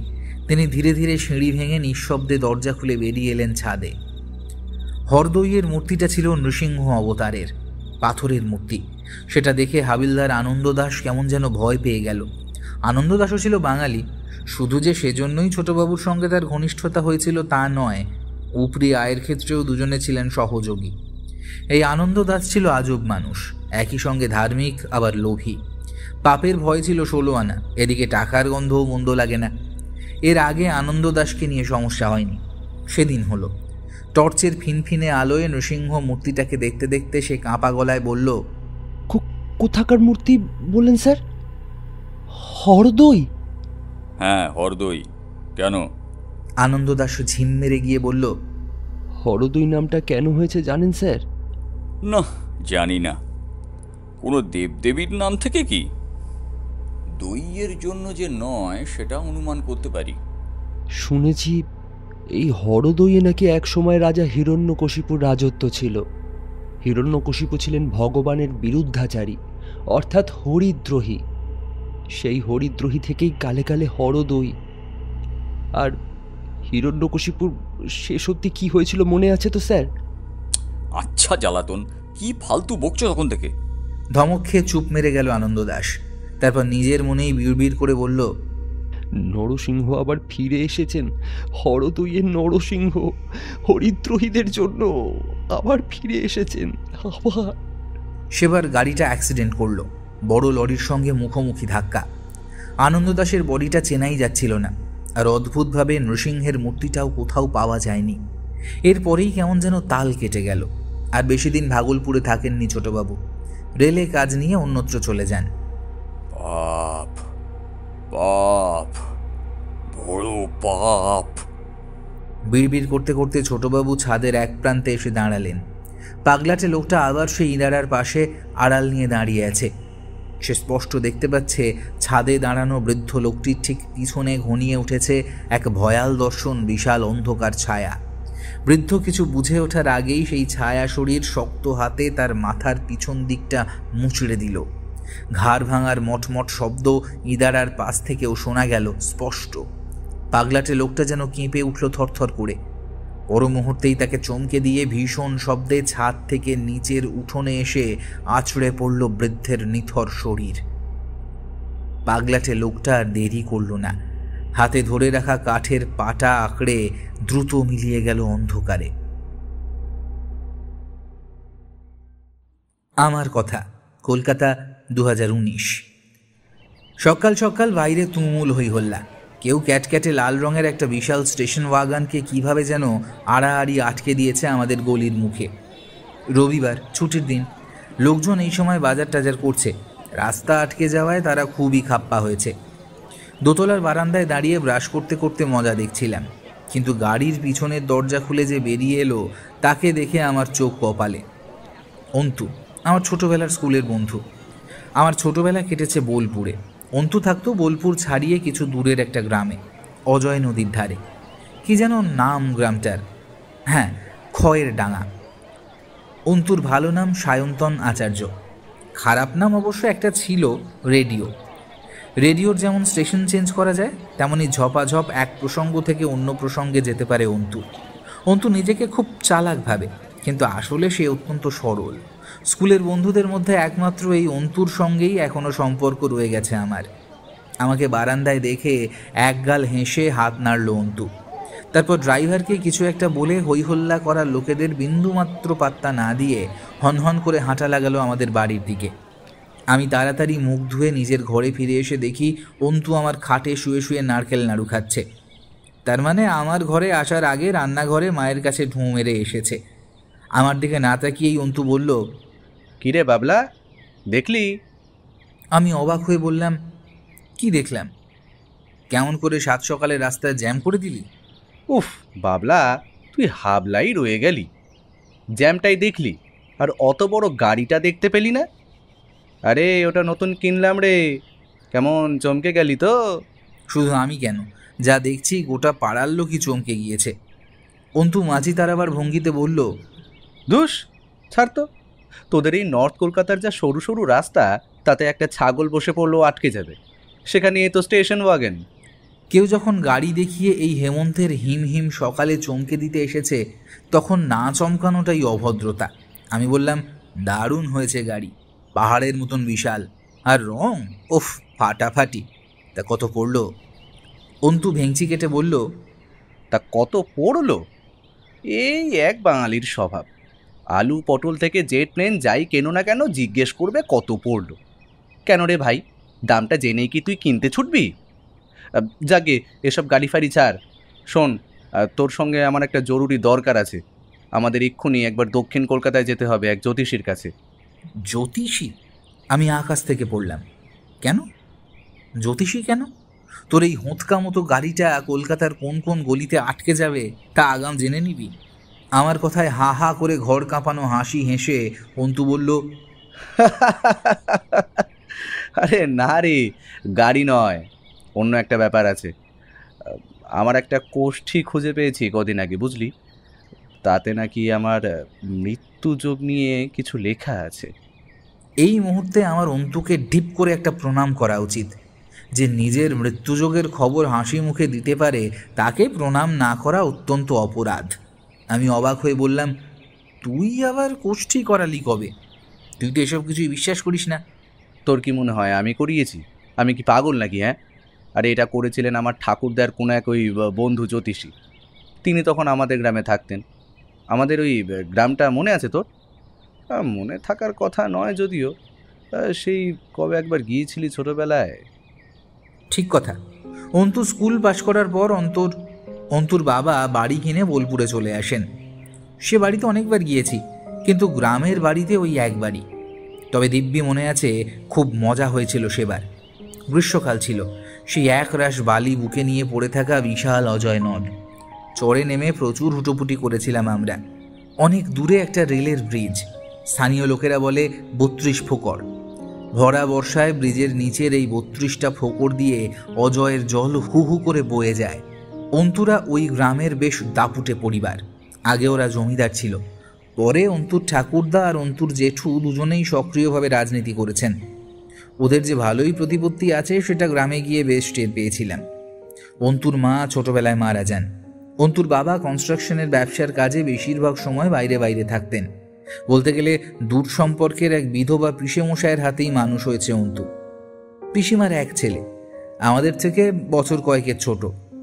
সেবার আমাদের পিছন পিছন ঘুরছিল খেলবে বলে। অন্তু ওকে পাত্তাই দিত না। সেই ভাইও অনেক বড় হয়ে গেছে, এখন অন্তুর ব্যবসার অনেকটাই সে দেখাশোনা করে বলে শুনেছি। আর ছিল নকুল কাকা বলে একজন, তার কাজ ছিল সারাক্ষণ অন্তুকে চোখে চোখে রাখা। আমরা যখন নদীতে নেমে লাফালাফি করছিলাম তখন সেই নকুল কাকা, চড়াই বেশি লাফায় না কো, চোরাবালি আছে, বালি বড় সাপ আছে বলে চিৎকার করছিল। আমি বললাম, সবই মনে আছে, থাকবে না কেন? আচ্ছা, নকুল কাকা কেমন আছে? অন্তু হাসতে হাসতে বলল, আরে তার হুড়োহুড়িতেই তো সাত সকালে এখানে আসা। বাবার পিসিমা মারা যাওয়ার পর নকুল কাকাই এখন আমার গার্জেন হয়ে বসেছে। এবার কি কাণ্ড বলি শোন তো। অন্তু বিছানায় জমিয়ে বসে বলতে শুরু করলো, আমার ঠাকুরদার সেই জ্যোতিষী বন্ধুর কথা বলছিলাম না তোকে, তিনি তো অনেক বছর আগেই গ্রাম ছেড়ে কলকাতায় ছেলের কাছে চলে এসেছেন। গ্রামের বাড়িতে তার বড়দা থাকতেন। রিসেন্টলি সেই বড়দাও মারা গেলেন। এক ছেলে, সে থাকে ওই দিল্লি না মুম্বাই কোথায় যেন একটা থাকে। বাড়িটা ওরা বিক্রি করে দেবে বলে ঠিক করেছে, বুঝলি। বোধহয় খদ্দেরও পেয়ে গেছে, তাই প্রয়োজনীয় জিনিসপত্র সব সরিয়ে নিচ্ছে আস্তে আস্তে। সেসব করতে গিয়েই একটা পুরনো ট্রাঙ্ক থেকে এই কোষ্ঠীটা বেরিয়েছে। দাঁড়া তোকে দেখাই। বলে অন্তু পকেট থেকে কতগুলো ভাঁজ করা পাতা বের করলো। এই দেখ।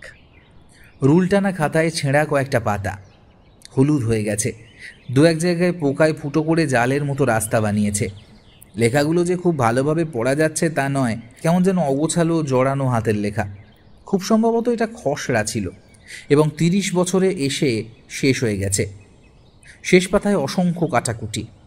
মৃত্যুযোগ কথাটা লিখেছেন, কেটেছেন, আবার লিখেছেন। পাশে আর একটা শব্দ লিখে আবার কেটে দেওয়া হয়েছে। ভালো করে দেখে মনে হলো শব্দটা পিল্লি। অন্তুকে জিজ্ঞেস করতেই ও চোখ কপালে তুলে বলল, পিল্লি? পিল্লি আবার কি? এসব বিটকেল শব্দ কোষ্ঠীতে লেখা আছে? আমি আঙুল দিয়ে দেখালাম। অন্তু খুব মন দিয়ে সেটা দেখে বলল, এমন অদ্ভুত শব্দ তো আমি জন্মেও শুনিনি। ওটা বোধহয় বিল্লি হবে, বুঝলি। আমি অবাক হয়ে বললাম, বিল্লি? বিল্লি মানে তো বিড়াল। হ্যাঁ, এবার বুঝতে পেরেছি।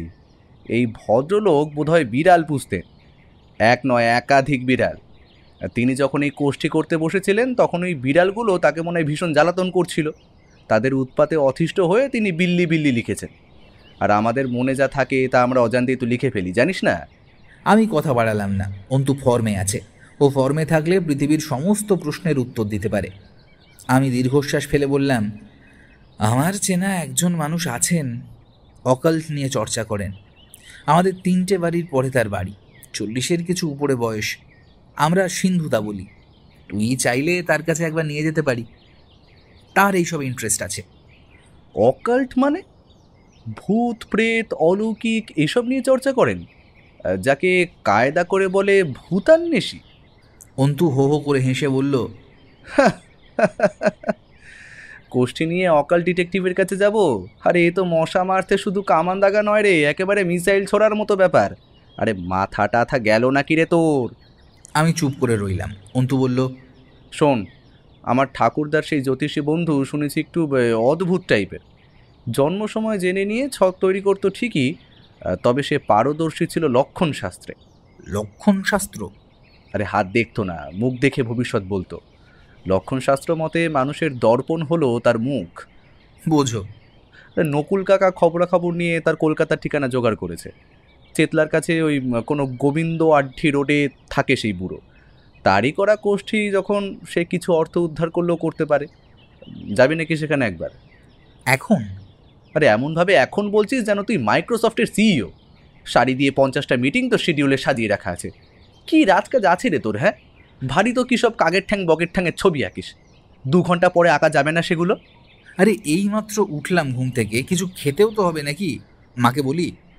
অন্তু আজ না শোনার মুডে নেই। বলল, কোনো দরকার নেই, তোকে হরিদাস মোদকের কচুরি খাওয়াবো, চল। সে তো শ্যামবাজারে। আরে 2টো নারকেল নাড়ু গালে ফেরে চলে আয় না রে বাবা, ও দুটো তোর পেটে পৌঁছবার আগেই আমরা শ্যামবাজারে পৌঁছে যাব। আমি একটা দীর্ঘশ্বাস ফেলে বললাম, দাঁড়া, রেডি হয়ে আসি। নম্বর মিলিয়ে বাড়ি খুঁজে পেতে খুব একটা অসুবিধে হলো না। জরা জীর্ণ 3তলা বাড়ি। গেট দিয়ে ঢুকে সামনে একটা বারান্দা, সেখানে বসে এক বৃদ্ধ শব্দছক করছেন মন দিয়ে। বাড়ির বয়স আর বুড়োর বয়স প্রায় সমান হলেও অবাক হব না। অন্তু ফিসফিস করে বলল, ইনি কি সেই জ্যোতিষী নাকি রে? তারপর উত্তরের অপেক্ষা না করেই সোজা বারান্দায় উঠে বৃদ্ধের সামনে দাঁড়িয়ে একটা কান এঁটো করা হাসি হেসে বলল, নমস্কার শাস্ত্রীমশাই, আমি সায়ন্তন, বীরভূম থেকে এসেছি। বৃদ্ধ মুখ তুলে ওকে ভালো করে দেখলেন কিছুক্ষণ ধরে, তারপর ভাবলেশীন মুখে আবার শব্দছকে মন দিলেন। সকাল থেকে এখনো পর্যন্ত অন্তু ফুল ফর্মে ছিল, এই প্রথম ওকে মিঙে যেতে দেখলাম। অসহায় গলায় আমার দিকে ফিরে বলল, ইনি বোধ হয় শাস্ত্রীমশাই নন। কি মুশকিল হলো বলতো, বেল বাজাবো? বেল বাজাতে গিয়ে দেখি আর এক ঝামেলা। বারান্দায় মোট 3টি বেল, কোনোটাতেই নাম লেখা নেই। কোনটা বাজাই? এমন সময় গেট খুলে একজন ছোটোখাটো চেহারার লোক ঢুকলেন। আমাদের দেখে অবাক হয়ে জিজ্ঞেস করলেন, কাকে খুঁজছেন আপনারা? অন্তু শাস্ত্রীমশাইয়ের আসল নামটা ভুলে গেছে। আমতা আমতা করে বলল, মানে বীরভূম থেকে এসেছি। শাস্ত্রীমশাইয়ের বাড়ি কি এটাই? লোকটি একটু বিব্রত গলায় বৃদ্ধকে দেখিয়ে বললেন, ইনি শাস্ত্রী মশাই, আমি ওর নাতি। তবে মুশকিল হচ্ছে দাদুর মাথাটা মানে অনেক বছর ধরেই একটু। যার মাথার ব্যায়ামও সে শব্দছক করে কি করে? আমি খুব কৌতূহল নিয়ে বুড়োর হাতের কাগজটার দিকে তাকালাম। চমকে যাওয়ার মতো ব্যাপার। ছকের বিভিন্ন ফাঁকা জায়গায় তিনি গোটা গোটা অক্ষরে রাহু, কেতু, বৃহস্পতি এইসব লিখেছেন, কিছু দাগ কেটেছেন। অন্তুর পকেটে থাকা কুষ্ঠিতেও এরকমই একটা ছক আছে। অন্তু হতাশ গলায় বলল, আমরা যে একটা কোষ্ঠী এনেছিলাম ওকে দেখাবো বলে। লোকটি হেসে বললেন, দেখছেন তো দাদুর অবস্থা, এখন কোষ্ঠী দেখান বা ব্যাংকের পাসবই, সব একই ব্যাপার। এমন সময় বৃদ্ধ কথা বলে উঠলেন, সর্দি বসা খসখসে গলার স্বর, 3 অক্ষরে ভয়ঙ্কর, প্রথম অক্ষর ক, শেষ অক্ষর ল, কি হবে? অন্তু আবার ঘাবড়ে গিয়ে বলল, ভয়ঙ্কর মানে 3 অক্ষরে? কিন্তু ভয়ঙ্কর তো 4 অক্ষর। কোরাল হবে কি? বৃদ্ধর চোখে ঝিলিক দিল। কোরাল, একদম ঠিক, কোরাল। এবার বলো তো খোকারা, 3 অক্ষরে জম, প্রথম অক্ষর তালবস্য, শেষ অক্ষর দন্তেন্ন। সমন? হ্যাঁ, সমন। সমন, কোরাল সমন, কোরাল সমন। বৃদ্ধ উঠে দাঁড়িয়েছেন চেয়ার ছেড়ে, হাতের কাগজ কলম মেঝেতে পড়ে ছড়িয়ে গেল। তিনি অন্তুর দিকে 2 আঙুল তুলে দুলে দুলে হাসতে লাগলেন। কোরাল সমন, তোর জন্য কোরাল সমন তৈরি হচ্ছে বট কাঠের বাক্সে। কোথায় পালাবি? ওরাল সমন তোকে তোকে ছিঁড়ে খাবে। আমি অনেক আগেই দেখে নিয়েছিলাম, অনেক আগেই। বৃদ্ধের এমন আকস্মিক ভুল বদলে আমি আর অন্তু ঘাবড়ে গিয়ে বারান্দা থেকে নেমে পড়লাম। নাতি কোনো মতে দাদুকে টেনে টুনে বারান্দা থেকে ঘরে ঢোকালেন। বারান্দায় ছড়িয়ে থাকা খবরের কাগজগুলো হাওয়ায় উঠতে থাকলো। বড় রাস্তায় এসে অন্তু বলল, কী সব করাল সমন টমন বলল, কিছু বুঝলি? আর বট কাঠের বাক্স কেন? বট গাছের কাঠ দিয়ে খুব ভালো বাক্স তৈরি হয় বুঝি? আমি কোনো উত্তর দিলাম না। ব্যাপারটা অদ্ভুত ঘোরালো হয়ে উঠেছে। সিন্ধুদার কাছে আজই একবার যেতে হবে। অন্তুকে বললাম, তুই আজ রাত্রিটা আমাদের বাড়িতে থেকে যা, সন্ধেবেলায় তোকে নিয়ে সিন্ধুদার কাছে যাব। সিন্ধুদাকে? ও, সেই তোদের পাড়ার অকাল ডিটেকটিভ? অন্তু এতক্ষণ বমকে ছিল, এবার আবার পুরনো ছন্দে ফিরে এলো। বলল, বেশ, এতই যখন হলো তখন এটাই বা বাকি থাকে কেন? চল তাই হোক। এইসব করাল টরাল বট অশুদ্ধ বলে বুড়ো একেবারে মাথাটা ঘেঁটে দিয়েছে। গাড়ি রাসবিহারী মোড় থেকে বাঁয়ে বাঁক নিয়েছে সবে, এমন সময় অন্তুর মোবাইলে কার যেন ফোন এলো। কিছুক্ষণ মন দিয়ে উল্টো দিকের কথা শুনল অন্তু, তারপর গম্ভীর মুখে বলল, সে কি, এতদিন হয়ে গেল আমাকে আজকে জানাচ্ছ? পাওয়া যাচ্ছে না মানে? অত বড় জন্তুটা তো হাওয়ায় মিলিয়ে যেতে পারে না। ভালো করে সব জায়গা খুঁজে দেখেছো? দুস, তোমরা কোনো কমবেন না, আমি ফিরে গিয়ে খুঁজে বের করছি। ফোন রেখে অন্তু হতাশ গলায় বলল, সরি রে বাবলা, আজ আর তোর ওই সিন্ধুদা না বিন্দুদার দর্শন করা হবে না। আমায় আজকেই গ্রামে ফিরে যেতে হবে। আবার কি হলো? এই তো থাকবি বললি। না রে, থাকা হবে না। ফিরে গিয়ে ভাল্লুক খুঁজতে বেরোতে হবে। ভাল্লুক? আহা, অত চমকাচ্ছিস কেন? ভাল্লুক মানে কি বুনো ভাল্লুক নাকি? এ হলো পোষা ভাল্লুক, খুব ঠান্ডা মেজাজে লক্ষ্মী মেয়ে, নাম সুন্দরী। আমার অবাক হওয়ার কোটা মোটামুটি শেষ। এখন আমি আর কিছুতেই অবাক হচ্ছি না। এমনকি এখন যদি দেখি এসপ্ল্যানেডের মোড়ে ফ্লাইং সসার থেকে নেমে এলিয়েনরা কিতকিত খেলছে, তাহলেও আমি অবাক হব না। শুধু বললাম, কুকুর বিড়াল পোষা যায়, ভাল্লুক পোষা যায় বলে তো শুনিনি। বন দপ্তর জানতে পারলে কিন্তু চামড়া গুটিয়ে নেবে। অন্তু গাড়ি কাঁপিয়ে হাসলো কিছুক্ষণ, তারপর বলল, তুই আমাদের গ্রামে যাসনি? ওখানে আমাদের প্রতিপত্তি তুই দেখিসনি? ভাল্লুক তো ছোট্ট জিনিস, ড্রাগন পুষলেও কারো সাধ্যই হবে না এসে বারণ করে, বুঝলি? আমি চুপ করে গেলাম। অন্তু বলল, এবার ভাল্লুকের গল্পটা শোন। আমাদের গ্রামে এক ভাল্লুকওয়ালা আছে, আমরা ভরত কাকা বলি তাকে। ভরত কাকা এখন বুড়ো হয়েছে, চোখে ভালো করে দেখেও না, তেমন আর খেলাও দেখাতে পারে না।